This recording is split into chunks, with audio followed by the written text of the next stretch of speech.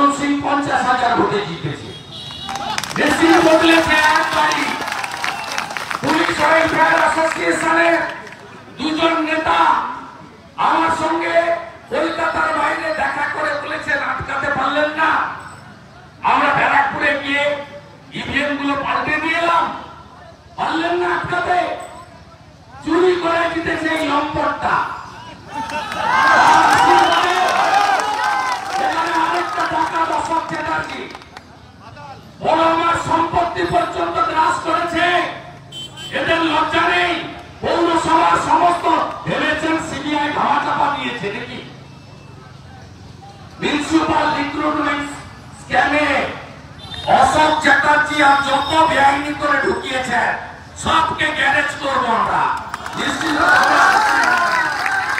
নিশ্চিত থাকুন, এতটুকু বিচলিত হবেন না। দু জায়গায় মেরেছে, মহিলার গায়ের জামা কাপড়ে হাত দিয়েছে, লুকাতে পারবেন?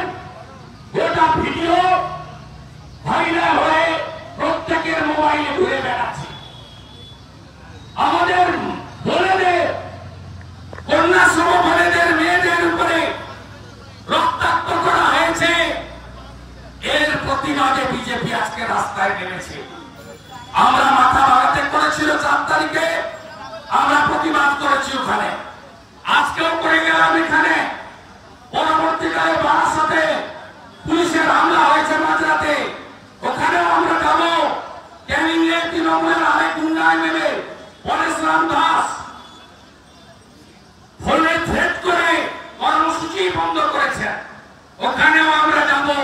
তৃণমূলের জন্য যে ভাষায় কথা বললে ওরা বুঝতে পারবে, ওই ভাষায় উত্তর দেওয়ার জন্য বিজেপি করছে।